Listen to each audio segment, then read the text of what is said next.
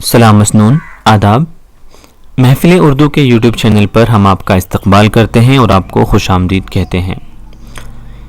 दोस्तों, जैसा कि आप सभी जानते ही हैं कि हम अपने यूट्यूब चैनल महफिल उर्दू के ज़रिए से उर्दू से जुड़े हुए सभी इम्तहानात, कॉम्पिटिटिव एग्ज़ाम्स वगैरह की तैयारी कराते हैं, जिसमें हम प्रैक्टिस सेट और पूरे सिलेबस को भी कवर कराते हैं। इब्तिदाई उर्दू से लेकर हायर एजुकेशन तक, जिसमें BA, MA, UGC NET, PhD, CTET, UTET, एससेट वगैरह जितने भी कॉम्पिटिटिव एग्ज़ाम्स हैं उन सब की तैयारी हम इस चैनल पर कराते हैं। अगर आप भी उर्दू की तैयारी करना चाहते हैं तो आप हमारे इस चैनल से जुड़ सकते हैं, और आप अगर नोट्स लेना चाहते हैं किसी भी कोर्स के या किसी भी उर्दू से जुड़ी हुई परीक्षा के, तो आप हमसे रब्ता कर सकते हैं। और साथ ही साथ दोस्तों, मैं आपको बता दूं, अगर आप घर बैठे बीए, एमए और इसी तरह हाई स्कूल, इंटर वगैरह करना चाहते हैं तो आप हमसे रब्ता कर सकते हैं। हमारा नंबर है 9045773735। तो आइए अब काम की बात कर लेते हैं। जिस तरह से बहुत सारी यूनिवर्सिटी के अपने अपने सिलेबस होते हैं, ठीक उसी तरह वर्धमान महावीर ओपन यूनिवर्सिटी भी उर्दू से बीए कराती है और इनका भी अपना सिलेबस है। दोस्तों, यहाँ डिस्टेंस मोड होने के वजह से स्टूडेंट्स लगातार कंटिन्यू क्लास नहीं ले पाते हैं और इसीलिए उनके नंबरात कम रह जाते हैं और वो कई बार फेल भी हो जाते हैं। तो वर्धमान महावीर ओपन यूनिवर्सिटी के पूरे बीए के सिलेबस को हम इस सीरीज़ के अंदर कवर करने जा रहे हैं, क्योंकि बहुत सारे स्टूडेंट्स की डिमांड थी कि आप अपने चैनल पर वर्धमान महावीर ओपन यूनिवर्सिटी के बीए के सिलेबस को कवर कराइए। तो हम इसमें छोटी छोटी वीडियो के माध्यम से हर एक यूनिट को कवर करेंगे, पूरे सिलेबस को कवर करेंगे और बहुत आसान अंदाज में आपको समझाने की कोशिश करेंगे। आपसे गुजारिश है कि अगर आपने अभी तक इस चैनल को सब्सक्राइब नहीं किया है तो कर लीजिए।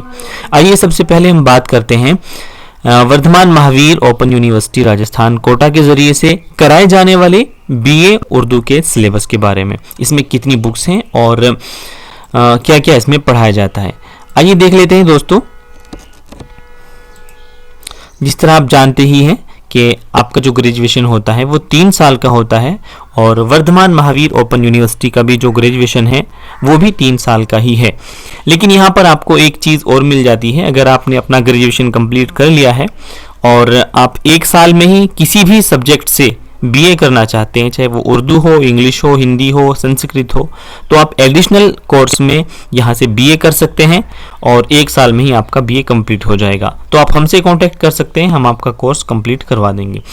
तो चलिए बात करते हैं बीए उर्दू जो वर्धमान महावीर ओपन यूनिवर्सिटी करा रही है उसके बारे में।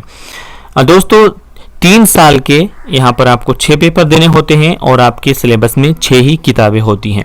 सबसे पहले UD1 आपका एक बुक का नाम है जिसका टाइटल है गैर अफसानवी नस्र। ये आपके फर्स्ट ईयर में यानी बीए साल अव्वल में और उसके निसाब में शामिल है। दूसरी किताब जो आपकी है उसका नाम है UD2, यानी इसका कोर्स टाइटल है उर्दू गज़ल। तो यहाँ पर आप देख सकते हैं ये दोनों किताबें आपकी फर्स्ट ईयर यानी बीए उर्दू साल अव्वल के सिलेबस में शामिल है। इसी तरह हम अगर बात करें सेकंड ईयर की, तो सेकंड ईयर में भी आपकी 2 बुक्स होती हैं जो UD3 के नाम से जानी जाती हैं और इसका टाइटल है अफसानवी नस्र। और सेकंड ईयर की दूसरी बुक यहाँ पर आपको मिलेगी जिसको हम UD4 के नाम से जानते हैं और इसका कोर्स टाइटल होता है उर्दू शायरी और बलागत। बात अगर करें तीसरे साल की, तो तीसरे साल में भी आपको 2 किताबें यहाँ पर देखने को मिलेंगी। सबसे पहले है UD5। तो इस UD5 का जो टाइटल है वो है आपका तारीख, तनकीद और इलेक्ट्रॉनिक मीडिया। और इसी तरह जो आपकी बीए थर्ड ईयर की लास्ट बुक है उर्दू की, वो उसका नाम है UD6 और उसका कोर्स टाइटल है उर्दू शायरी, कसीदा, जदीद गज़ल और नज़्म। तो इस तरह से 3 साल की आपकी ये 6 किताबें हैं जो आपको वर्धमान महावीर ओपन यूनिवर्सिटी के सिलेबस में पढ़नी होती है। और अगर आप चाहें तो आप 1 साल में भी इस बीए को कंप्लीट कर सकते हैं, उर्दू से बीए को लेकिन उसके लिए शर्त ये होती है कि आपके पास आपका ग्रेजुएशन कंप्लीट हो जाना चाहिए। तो दोस्तों वीडियोस के माध्यम से, छोटी छोटी वीडियोस के माध्यम से पूरी सिलेबस को हम आपके सामने पेश करेंगे। जिस तरह ये वीडियो 1 है यानी वीडियो 1, तो इसी तरह पूरी सिलसिलेवार ये सीरीज चलेगी और आप वीडियो 1, 2, 3, 4, 5 जो लास्ट तक जाएगी, इसके माध्यम से आप अपना कोर्स कंप्लीट कर सकते हैं और देख सकते हैं। दोस्तों आज हम पढ़ेंगे यूडी 1 यानी गैर अफसानवी नस्र और इसकी पहली यूनिट। देखिए यहाँ पर आप देखेंगे इसमें कई सारी यूनिट आपको दिखाई देंगी, यानी कि टोटल इसमें आपकी जो यूनिट्स हैं वो 18 यूनिट हैं और 18 यूनिट्स में से हम एक एक दो जितनी भी यूनिट्स एक वीडियो में कवर हो सकती हैं वो करेंगे। तो आज हमारी ये पहली वीडियो है और पहली इकाई यानी पहली यूनिट हम इसमें पढ़ेंगे। सो दोस्तों आप देख सकते हैं कि डिस्टेंस मोड की जो बुक्स होती हैं, किताबें होती हैं, उनका थोड़ा सा अलग पैटर्न होता है क्योंकि उनको पढ़ाने के लिए आपके पास टीचर नहीं होते, तो इसीलिए वो सारी चीज़ें और सारे पर्पज़ उसमें दे के रखते हैं, इनके मकासद वगैरह क्या हैं। तो ये आपकी पहली इकाई है और इस इकाई का नाम है उर्दू की अहम गैर अफसानवी असनाफ का तारुफ। ये किताब का नाम है और इसकी जो इकाई है वो आप देख सकते हैं 1.1, 1.2, 3, 4, 5। तो इसी तरह से इन्होंने जो ये पॉइंट्स लगाए हैं इनके ज़रिए से आपको समझाने की कोशिश की है। अब जान लेते हैं इस इकाई का मकसद क्या है, इसकी गर्ज क्या है। तो इसको पढ़ने के बाद आपको पता लग सकेगा कि गैर अफसानवी नज़र क्या होती है और आप इसकी तारीफ जान सकेंगे। और दूसरी चीज़, गैर अफसानवी नस्र की खुसूसियात और इसके अक़साम भी आप जान सकेंगे और आप इस इकाई को पढ़ने के बाद इन असनाफ की रिवायत का जायज़ा ले सकेंगे। तो आइए पढ़ लेते हैं। सबसे पहले आप देख रहे होंगे तमहीद। तमहीद एक उर्दू का ऐसा वर्ड है, उर्दू का ऐसा लफ्ज़ है जिसकी माना हम इस तरह से समझ सकते हैं कि तमहीद उस बात को कहते हैं जब भी हम किसी के सामने अपनी कोई बात रखना चाहते हैं, उसको बात समझाना चाहते हैं, तो बात को समझाने से पहले हम इस तरह की बातें उनसे करते हैं ताकि इनको बात समझ में आ जाए और ये कंफ्यूज ना हो, पूरी बात को समझ पाए। तो तमहीद किसी भी बात को समझाने से या कहने से पहले वो कलिमात होते हैं जो हम उसके बारे में उससे जोड़कर बताते हैं। तो तमहीद में इन्होंने बताया कि शायरी की तरह नस्र को भी मुख्तलिफ असनाफ में तकसीम किया जाता है। नसरी असनाफ के ज़ुमरे में 2 चीज़ें आती हैं, पहला है आपका अफसानवी नस्र और दूसरा है आपकी गैर अफसानवी नस्र। तो नस्र को हम 2 हिस्सों में बांट सकते हैं, एक आपका होता है अफसानवी नस्र और दूसरा आपका होता है गैर अफसानवी नस्र। जो आपका गैर अफसानवी नस्र है उसमें चंद चीज़ें आपकी आती हैं जो हम पढ़ेंगे। सबसे पहला आता है इंशाइया, दूसरा आता है मजमून, तीसरा आता है खाका और चौथा आता है आपका खुतूत। नस्र की तारीफ और अहमियत। नस्र उस तहरीर को कहा जाता है जिसमें किसी ख्याल को अल्फाज का रूप दिया जाता है, उसमें शायरी की तरह वज़न की कैद नहीं होती और किसी तरह का अभाम नहीं होता। हालांकि उसमें शायरी की तरह तशबीह और इस्तारा का इस्तेमाल भी किया जा सकता है, लेकिन निहायत सच्चाई से भरपूर हकीकत का इजहार होगा ताकि बात दूसरों तक अच्छी तरह पहुँच सके। तो आइए 2 मिसालों के ज़रिए से हम आपको ये चीज़ साफ करें, क्लियर करें कि नज़्म और नस्र में क्या फ़र्क होता है। आपके सामने 2 मिसालें हैं, एक नज़्म की मिसाल है और एक नस्र की मिसाल है। आप देख सकते हैं नज़्म की मिसाल, इसमें एक शेर लिखा गया है, यानी नज़्म हम उस तहरीर को कहते हैं जिसमें रदीफ और काफिया और वज़न वगैरह हमें देखने को मिलते हैं, जिसको हम लय के साथ पढ़ते हैं। तो ये एक शेर है, बंदगी से कभी नहीं मिलती इस तरह जिंदगी नहीं मिलती, लेने से ताजो तख्त मिलता है मांगने से भीख भी नहीं मिलती। ये एक शेर है दोस्तों। अगर हम इसकी नस्र को देखें तो इसका खुलासा इस नस्र में बयान किया गया है। इसमें इसका खुलासा इस तरह से है कि किसी भी इंसान के लिए सबसे ज़्यादा कीमती चीज़ ऐसी ज़िंदगी होती है जिसमें वो आज़ादी के साथ अपनी मर्ज़ी के मुताबिक अपनी ज़िंदगी जी सके, और ऐसी ज़िंदगी किसी की ग़ुलामी में नहीं मिल सकती। ये पहले वाले जो बंद है, पहले वाला इसका मफ़हूम है, बंदगी से कभी नहीं मिलती इस तरह ज़िंदगी नहीं मिलती। दूसरा जो शेर का मिसरा है, लेने से ताजो तख्त मिलता है मांगने से भीख भी नहीं मिलती। तो ये कहा गया है इसमें कि दुनिया ऐसी चीज़ है जिसको हम ताकत के ज़ोर पर ही हासिल कर सकते हैं, क्योंकि मांगने से तो आजकल भीख भी नहीं मिलती, मांगने से तो आजकल हर जगह किसी को भीख भी नहीं मिलती। तो ये फ़र्क होता है नज़्म और नसर में। आप शायद समझ गए होंगे कि नसर एक ऐसी तहरीर होती है जो बराबर लिखी जाती है, उसमें रदीफ काफिया वगैरह नहीं होता, हाँ उसमें वज़न हो सकता है। अब दोस्तों रदीफ और काफिया किसे कहते हैं? देखिए जो हम शेर लिखते हैं उसके जो आखिरी वर्ड होते हैं तो उन्हीं आखिरी वर्ड में रदीफ और काफिया छुपा रहता है। रदीफ कहते हैं हम उस चीज को जो शेर के बिल्कुल आखिर में आता है और जो रिपीट होता रहता है। आप यहाँ पर देख रहे होंगे शेर के आखिर में आया है मिलती, यहाँ भी आया है मिलती और यहाँ भी आया है मिलती, तो ये इसका क्या हो जाएगा? ये इसका रदीफ हो जाएगा। अच्छा, रदीफ से पहले जो एक ही वजन के जो वर्ड आते हैं उनको हम कहते हैं काफिया। तो इसमें आ रहा है नहीं नहीं नहीं, तो ये काफिया इसका हो जाएगा, तो इसका ये नहीं हो जाएगा काफिया। तो इस तरह से एक मिसाल दे के मैं आपको समझा रहा हूं कि रदीफ और काफिया शेर में होता है और जो एक ही वजन के अल्फाज आते हैं शेर में उनको काफिया कहते हैं। जिस तरह नहीं लिखा हुआ है, अगर इसके दूसरे शेर में कहीं आ जाता या जब ही आ जाता तो ये इसका काफिया हो जाता। लेकिन रदीफ को आप समझ लीजिए, रदीफ उस वर्ड को कहते हैं जो हम वजन तो हो ही लेकिन साथ में रिपीट हो रहा हो, यानी कि सिर्फ हम वजन से काम नहीं चलेगा बल्कि सेम वही वर्ड होना चाहिए, तो उसी को हम रदीफ कहते हैं। तो शायद आप समझ गए होंगे। तो ये है हमारे सामने नज्म और नस्र की मिसाल। आइए वापस चलते हैं। दूसरा आता है इंशाइया। इंशाइया यानी ऐसे की इस्तिलाह इब्तिदा में मजमून के लिए इस्तेमाल की गई, आगे चलकर इंशाइया को मजमून की एक किस्म यानी लाइट ऐसे के लिए खास कर दिया गया। इंशाइया उर्दू नस्र की एक सिन्फ है जिसमें किसी अहम या गैर अहम वाक़ये, किसी जज्बे या महज किसी लम्हाती कैफियत को पुरलुत्फ और बेसाख्ता अंदाज में पेश कर दिया गया हो। इसमें इंशाइया निगार अपने ज़ाती मुशाहिदात और तासुरात की रोशनी में मज़े ले लेकर अपना नज़रिया पेश कर सकता है। ये एक ऐसी शख्सी तहरीर है जिसमें मुसन्निफ की शख्सियत पूरी तरह जलवागर नजर आती है।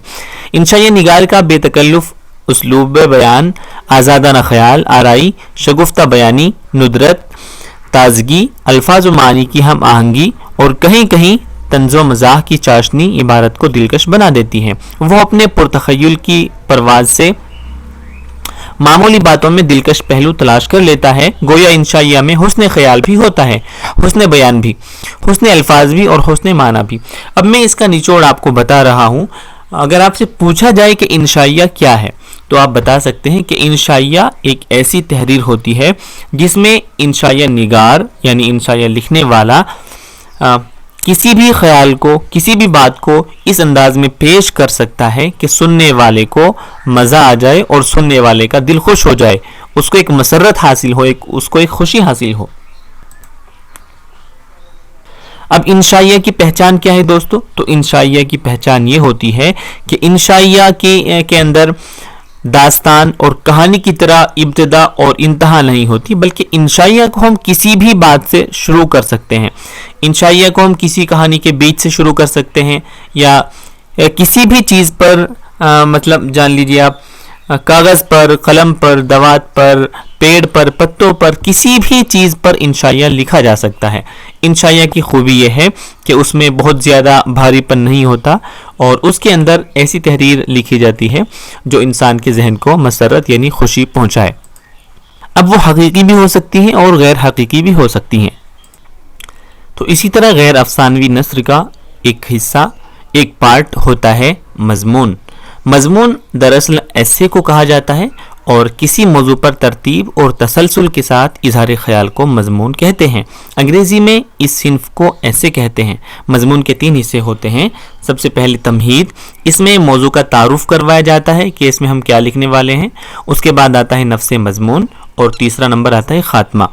दोस्तों, मजमून एक ऐसी तहरीर को कहते हैं, एक ऐसी तहरीर को मजमून कहा जाता है जिसमें हम किसी मौजू पर तरतीब और तसलसल के साथ इजहार ख्याल करते हैं।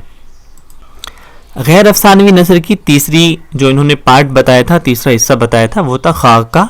और खाके की तारीफ और खुसूसियत क्या है वो आप जान लीजिए।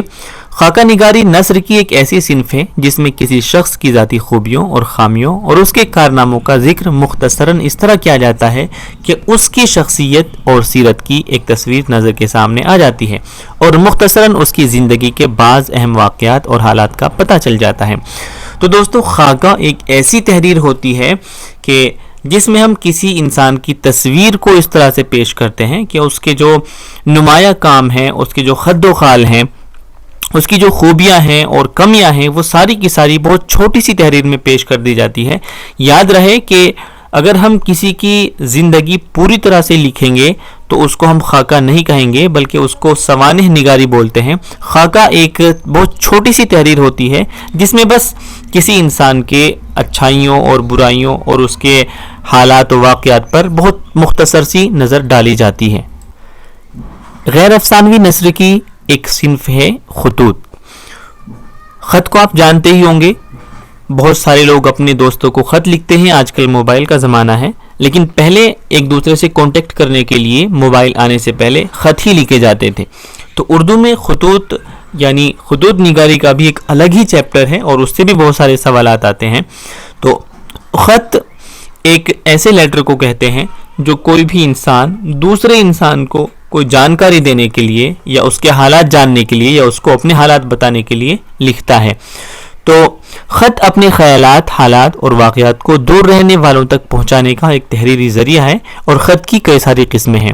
اس میں نجی خطوط آپ کے آتے ہیں، کاروباری خطوط آتے ہیں، دفتری خطوط آتے ہیں۔ نجی خطوط میں آپ اپنے رشتہ داروں کو اور اپنے بھائی بہن کو، اپنی فیملی والوں کو اپنے حالات لکھتے ہیں یا ان سے حالات پوچھتے ہیں۔ کاروباری خطوط میں آپ اپنے بزنس سے ریلیٹڈ جو چیزیں ہوتی ہیں اس کو آپس میں ایک دوسرے سے شیئر کرتے ہیں۔ اور دفتری خطوط وہ ہوتے ہیں جو سرکاری دفتروں سے ایک دفتر سے دوسری دفتر کے لیے بھیجے جاتے ہیں۔ سو دوستو، یہ تھی اردو کی غیر افسانوی نثر اور اس کی اقسام۔ اب آئیے تھوڑا سا ہم دیکھ لیتے ہیں ڈکشنری کو۔ دیکھیے، اگر آپ اردو لکھنا پڑھنا چاہتے ہیں تو سب سے زیادہ جو مین چیز آپ کے پاس ہونی چاہیے وہ ہے آپ کے پاس الفاظ و معنی آپ کو پتہ ہو کہ اردو میں کس لفظ کے کیا معنی ہے۔ تو جلدی سے ہم دیکھ لیتے ہیں الفاظ و معنی۔ صنف کہتے ہیں کسی بھی قسم کو، اور ابہام کہتے ہیں غیر واضح بات، یعنی بات کھول کر نہ کہنا۔ جب ہم کوئی بات ایسی کرتے ہیں کہ جس کے دو معنی نکل سکتے ہیں یا پھر بات اچھے سے سمجھ میں نہ آئے تو اس کو ابہام کہتے ہیں۔ قطعیت کہتے ہیں دو ٹوک، فیصلہ کن انداز۔ تسلسل کہتے ہیں کسی کام کا برابر ہوتے رہنا، پیوستہ ہو جانا۔ وابستہ کہتے ہیں جڑے ہوئے ہونا، اور مختصراً کہتے ہیں مطلب کو کم لفظوں میں بیان کرنا۔ معروضی کہتے ہیں عقلی، غیر جذباتی اور حقیقی۔ مکتوبات علیہ جس کے نام خط لکھا جائے۔ چشمدید، آنکھوں دیکھا، جس چیز کو ہم نے اپنی آنکھوں سے دیکھا ہے اس کو چشمدید کہتے ہیں۔ خوشگوار، دل کو پسند وہ چیز جو اچھی لگے۔